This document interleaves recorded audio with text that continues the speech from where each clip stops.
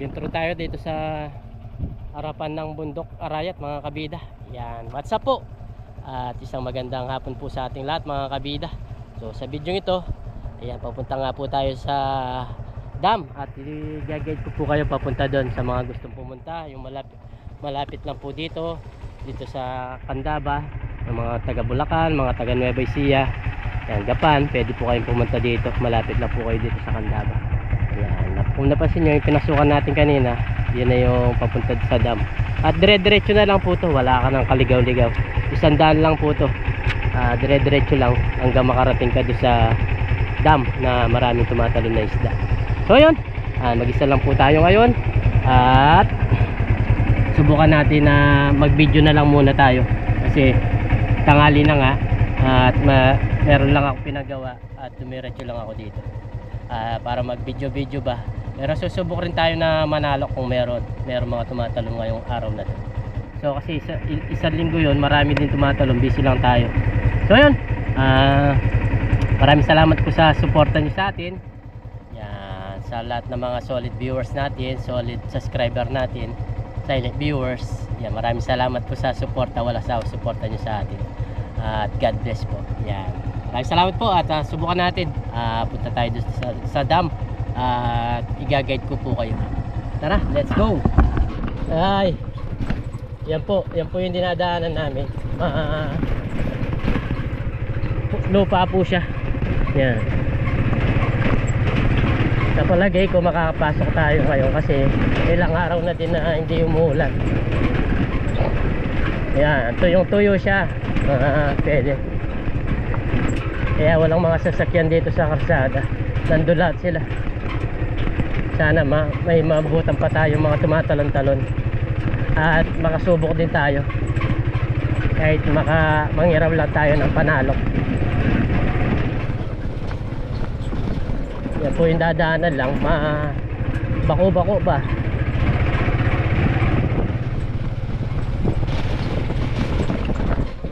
Yeah, shout out natin si Papa Ryan. Happy Father's Day din. At kapag di ka na busy, Paps,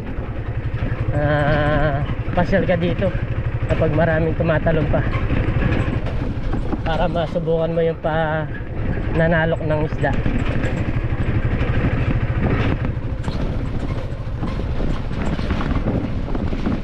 Ayos yung karsada, oh. Hindi tayo mababalaw ba, matigas.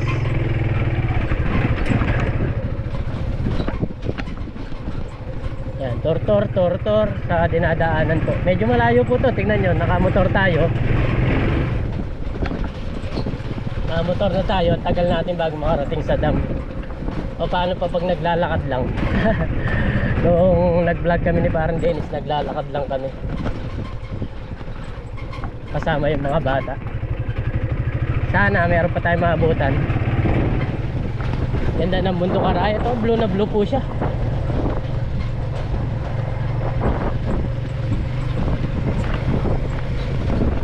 Yan, medyo nakakalahati na tayo. Ay, tingnan nyo po, bako-bako, oh. Kaya kailangan malisto ka lang dito kapag umulan na, labas ka na kasi malayo po siya.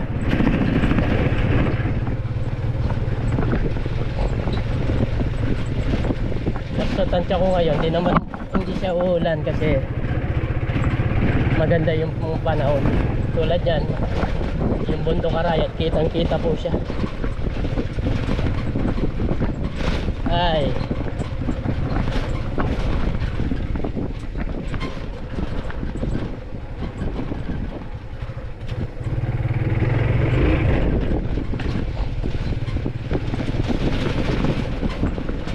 medyo malapit na tayo. So yun mga kabida, check po tayo na naman. Wala na naman pong tumatalo, no? Bumabaw ang tubig, bumabaw yung dam. Ayan, oh, walang tumatalon. Tapos nag-iba po yung tubig, naging kulay brown. Walang tumatalon. Wala pong talunan, no?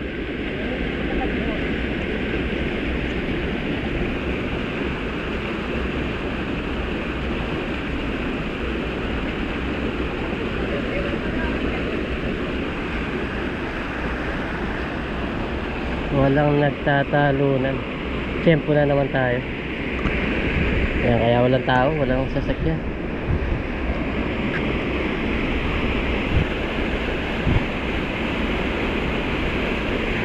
Bumabaw nung nakaraan, nung ilang araw, nandito po yung tubig dito sa banda na to. Ngayon wala. Meron tao kaso namamaral po sila. Tiksay.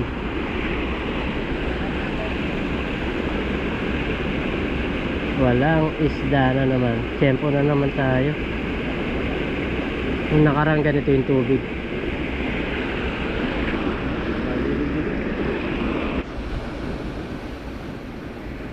Yan, ganyan po yung sitwasyon mga kabida kapag walang tumatalo na isda.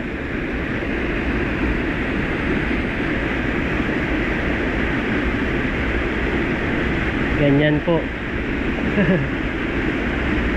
Tempo na naman tayo. Gusto ng dam na to kapag ganito yung tubig niya.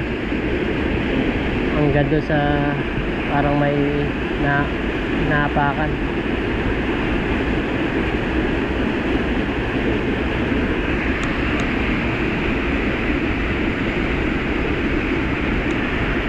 Yun, may tumalo na liit.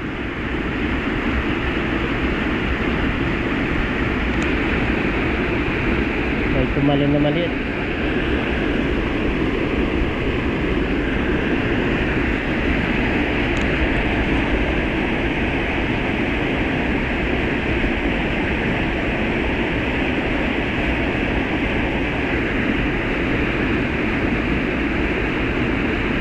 Wrong timing na naman si kabida. Wala naman talunan.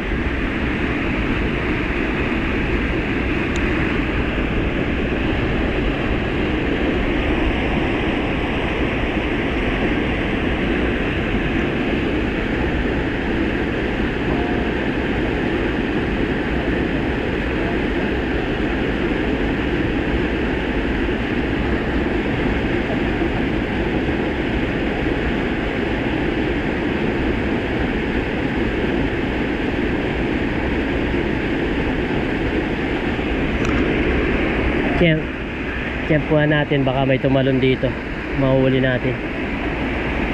Tingnan lang natin. Meron mga bakas ng isda, oh, mga kaliskis.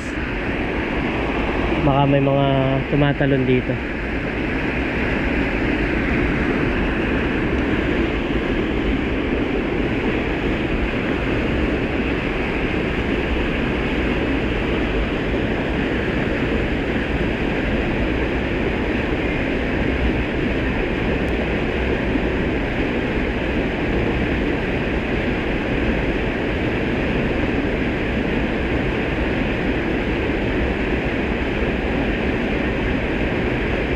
Yun, may tumalon maliit.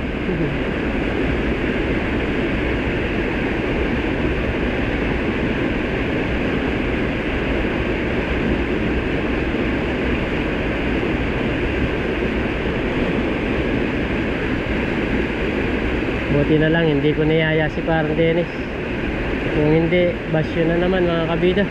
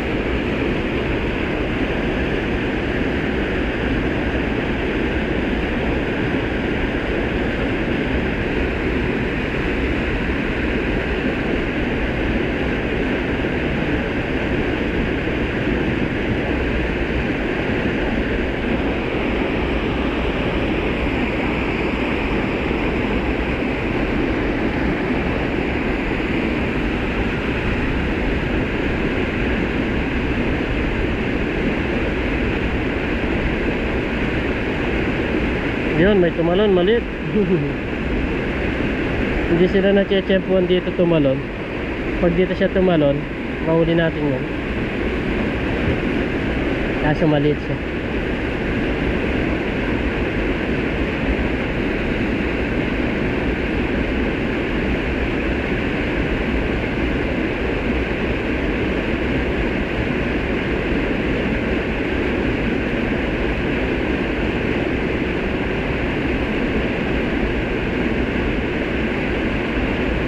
Yun, no? Tumalon dun, no? Tumalon dun sa semento. Maliit. Uwi na tayo. Ito na lang yung ating basura. Huwag natin itapon sa dito. Yan, lagay natin ito mainit. Hindi tayo sumakitan dyan.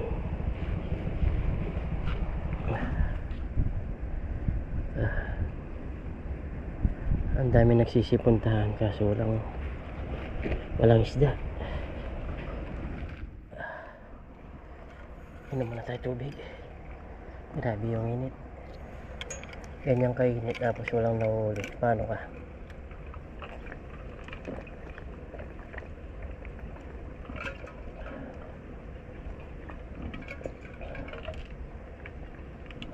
Nasiraan pa yata yung sasakyan nila. Yan lang.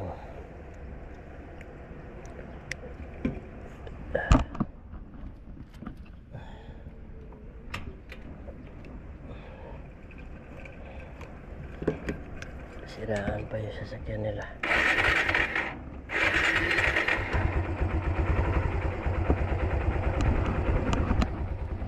Uwi na tayo.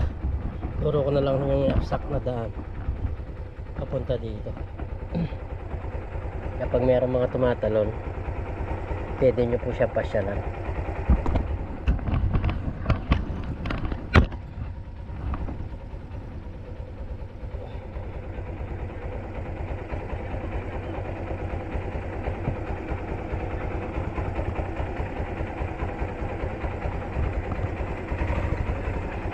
Tara.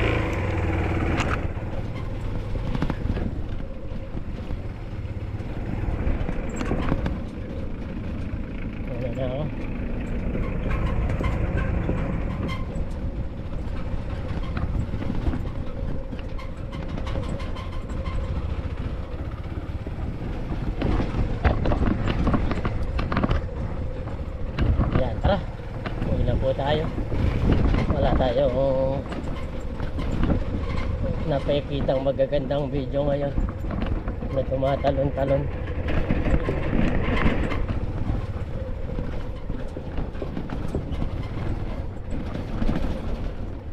Ang daming tilapia kaso maliliit yung sapa. Yan po yung dadaanan nyo dito kapag pumunta po kayo dito. Malubak. Kapag umulan naman, hindi ka makakapasok dito. Lalakarin mo hanggang doon sa karsada, doon sa simento. Pero pag yan, hindi man na umulan, madadaanan mo po siya na maayos. Magtyaga ka lang sa lubak-lubak. Hindi naman talaga tayo magpi-fishing. Magbi-video lang sana tayo. Sakto lang, hindi tayo nagdala ng gamit. Hindi tayo nagdala ng paluto, panalok. Sakto-sakto lang. Kahit walang isda, mahirap. Nagdala ka ng panalok, paluto. Tapos ganun, walang isda. Okay lang yan. Kumbaga nangyari nito, nag-survey lang tayo. Talagang hindi pa talaga panahon mga kabida yung mga isda na nagtatalo nandito. Kapag pumatak na yung mga tagulan na talaga, ayan, doon na magsisimula yung mga talunan. O ngayon pre pa lang yan. Pero pag tagulan, talagang grabe yung mga tumatalon. Libo-libo talaga ang tonlada. Libo-libong kilo ang mahuhuli dito sa lugar na to. Tapos tuturo ko na lang sa inyo yung exact na lugar. Pag simula tayo doon sa bayan, papunta dito, yun na lang ituturo ko sa inyo para sa mga gustong pumunta, yung mga viewers natin na gustong pumunta dito, masusundan nyo yung daan, hindi na kayo magtanong-tanong. Yung lugar na to, dire-diretso lang yan, yung dinadaanan natin, dire-diretso lang po yan. Wala ka nang, hindi ka maliligaw, sakto-sakto po doon sa dam.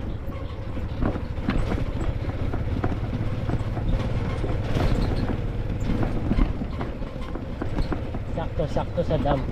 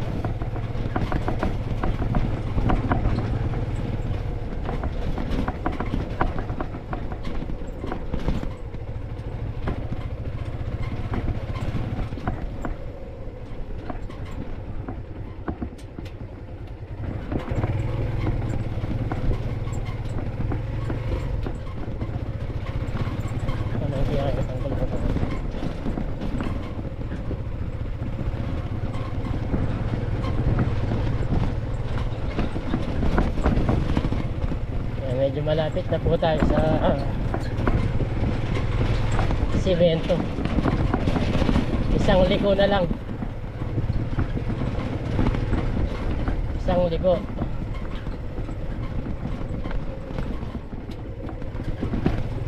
Kasi meron din tayo talaga mga viewers na nagtatanong kung saan ang exact na location nito. So yun, mapapanood nyo to, hindi na kayo mahirapan kung pupunta po kayo dito. Mababa din po talaga yung karsada na walang simento na to.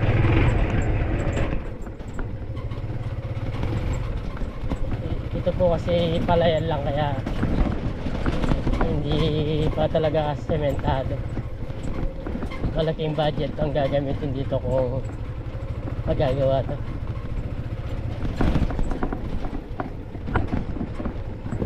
Ayan na. Ayan na po yung simento na sinasabi ko, yung kalsada. Lapit na po. Yan.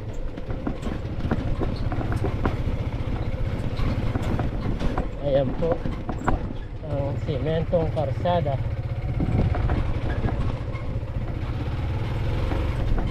Tapos papakita ko yung labasan niya.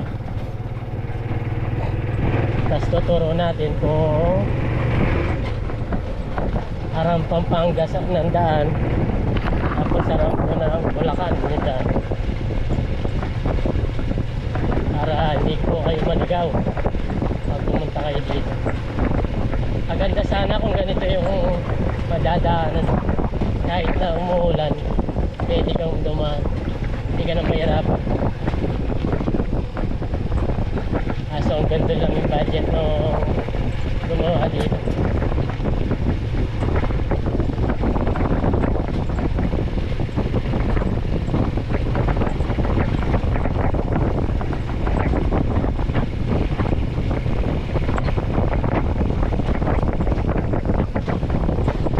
Tama lang yung hindi ko na niyaya si Karen Dennis. Kung hindi, dalawa kaming mabubukya.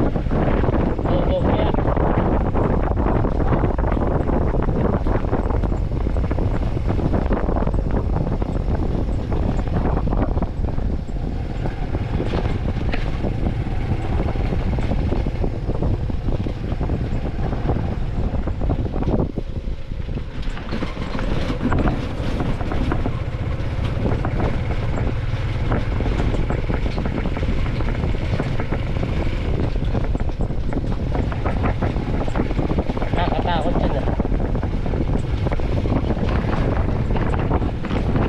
Nagbabantay po ng mga ay nagpapastol ng mga itik.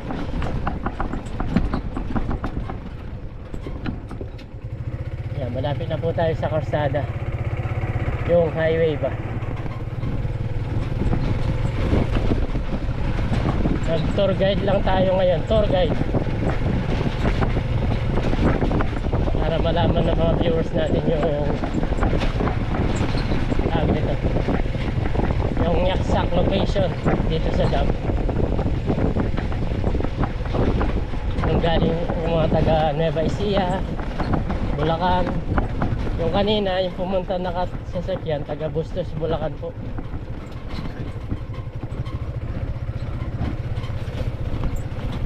Taga Bustos, Bulacan sila. Nasa tempo din sila na walang tumatalo na isda. Ang dami pa naman nila.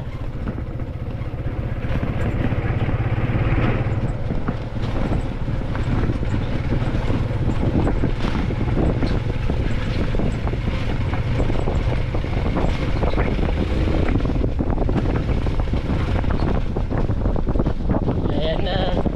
Ito po yung palatandaan kung makikita nyo itong na kubo na to nalinagay. Yan po yung palatandaan. Tapos yan na po yung karsada. Papakita natin sa inyo. Dito sa lugar na to, sa lugar na po na to, papuntang dito sa kaliwa. Ayan, kaliwa paglabas nyo. Papunta po ng San Miguel, Bulacan. Ang labasan nito, itong lugar na to. Ito naman, lalabas ka ng Candaba, dadaan ka na Santa Ana, Pampanga. Yan, ito po lugar na to, dire-diretso lang. Yan. Ang lugar pala na to is Paralaya pa rin po. Paralaya, Candaba, Pampanga. Search nyo lang po, Paralaya, Candaba, Pampanga. Tapos bibigyan po kayo ng tawag nito, para hindi po kayo maligaw. Malapit lang po pagdating nyo doon, malapit lang po dito sa pasukan doon sa nilabasan natin ngayon. Ito po ibibigay ko sa inyo para hindi kayo maligaw pagdating nyo ng Paralaya, Candaba, Pampanga. Hindi po kayo maliligaw.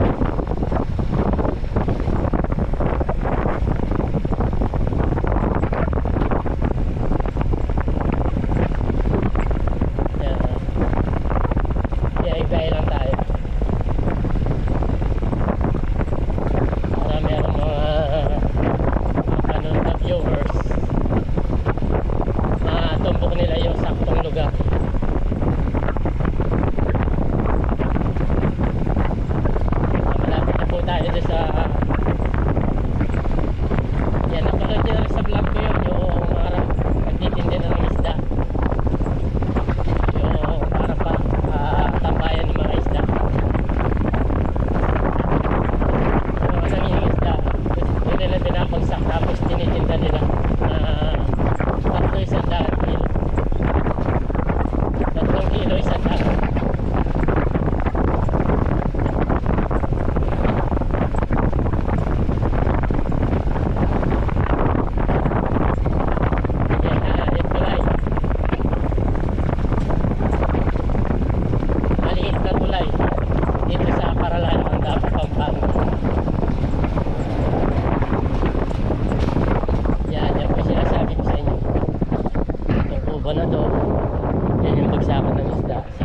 Danny Delgado yung nagtitinda.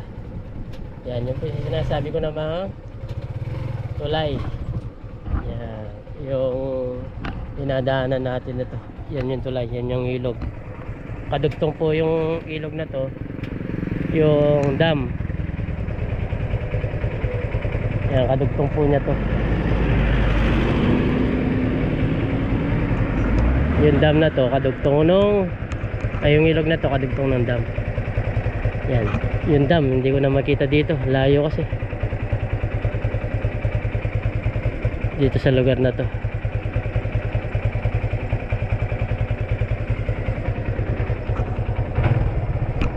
Yan, ganyan po yung palatandaan niya mga kabida pag nanggaling po kayo sa bayan ng Candaba.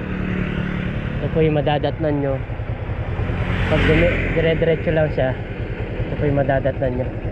Tulay na to. Tapos yung kubo, yan Dokma. Sabi niya Dokma ang tawag dito sa lugar na to. At malapit lang po nun, siguro magbilang ka lang ng mga, ay, ang laki ng isda na tumalon. Magbilang ka lang ng ilang poste. Walang poste dun. Makikita mo na yung papasok. Tara, na-tour ko na po kayo. Yan yung palatandaan na mabilis na hindi po kayo maliligaw. Uwi na po tayo. Let's G!